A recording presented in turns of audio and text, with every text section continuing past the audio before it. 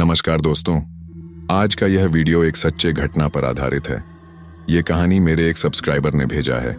हालांकि उन्होंने अपना नाम बताने से मना किया है, लेकिन मेरे तरफ से उनको धन्यवाद इस स्टोरी के लिए।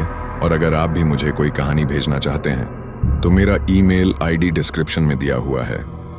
दोस्तों, चलिए इस वीडियो को स्टार्ट करते हैं। तो मोनू, सोहन, कार्तिक और अमन 4 दोस्त थे जो कि बिहार के एक गांव में रहते थे। वो चारों क्लास 10th में पढ़ते थे। चारों रोज रात को 8 से 12 बजे तक एक जगह पर ग्रुप स्टडी के लिए जाते थे। वो जहां ग्रुप स्टडी के लिए जाते थे उस रास्ते में एक कब्रिस्तान पड़ता था। गांव के लोग कहते थे कि रात के 12 बजे के बाद उस कब्रिस्तान से किसी के चलने और रोने की आवाज आती थी, लेकिन उन चारों को ये सब बातें झूठ लगती थीं। वो लोग सोचते थे कि हम चारों रोज रात को 12 बजे के आसपास उस कब्रिस्तान के पास से आते हैं, लेकिन हमें तो कोई आवाज सुनाई नहीं देता है। इसलिए उन लोगों ने एक दिन सोचा कि हम चारों उस कब्रिस्तान में ग्रुप स्टडी के बाद चलते हैं। लेकिन सोहन ने उनको मना किया। उसने कहा कि हम ऐसा कुछ नहीं करेंगे। लेकिन मोनू, कार्तिक और अमन के बार बार मनाने पर वो भी जाने के लिए मान गया। उस रात उन सब ने थोड़ी देर ज्यादा स्टडी किया, क्योंकि उन लोगों ने 12 बजे के बाद कब्रिस्तान में जाने का सोचा था। सबने स्टडी करने के बाद कब्रिस्तान में जाने के लिए तैयार हो गए। चारों कब्रिस्तान के अंदर गए। धीरे धीरे चारों आगे बढ़ते गए। उनमें से कार्तिक जो था, उसको एक पत्थर से चोट लगा। उसके पैर के एक उंगली से खून आने लगा। वो लोग आगे बढ़ते रहे। तभी उनमें से जो कार्तिक था, जिसको चोट लगी थी, उसे किसी के चलने की आवाज आई। उसने अपने दोस्तों से यह बात बताई, लेकिन उन तीनों में से किसी को यह आवाज नहीं सुनाई दी थी। उन सब ने कार्तिक से बोला कि ऐसा कुछ नहीं है, तुझे भ्रम हुआ है। वो चारों ओर आगे गए। तभी कार्तिक को एक पेड़ के पास एक छोटी लड़की दिखाई दी जो कि रो रही थी।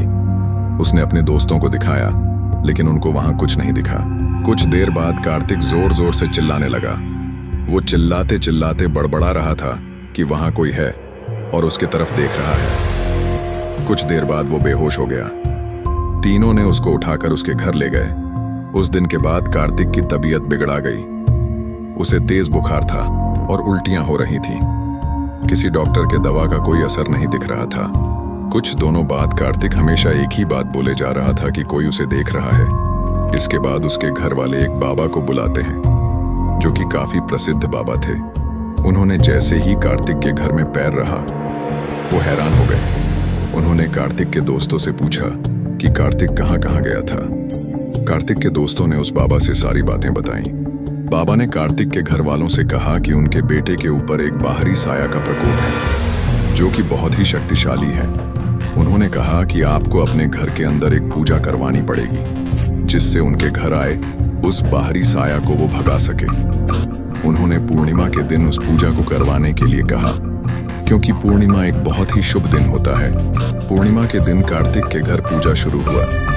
काफी देर पूजा करने के बाद बाबा ने कार्तिक के घर के चारों कोने पर कुछ पूजा के सामान को गड़वाया। उस दिन के बाद से कार्तिक की तबीयत धीरे धीरे ठीक हो गई। अभी कार्तिक एक जॉब करता है और उसकी शादी हो गई हुआ और वो एक अच्छी लाइफ जी रहा है, लेकिन वो आज भी उस कब्रिस्तान के आसपास नहीं जाता है। दोस्तों, ये था एक छोटा सा कहानी जो कि हमारे सब्सक्राइबर ने भेजा था। और अगर आपको ये कहानी अच्छी लगी हो तो आप इस वीडियो को लाइक कर देना और ऐसे स्टोरी के लिए हमारे इस चैनल को सब्सक्राइब कर लीजिए। मिलते हैं एक नए वीडियो में नए स्टोरी के साथ। तब तक के लिए राधे राधे।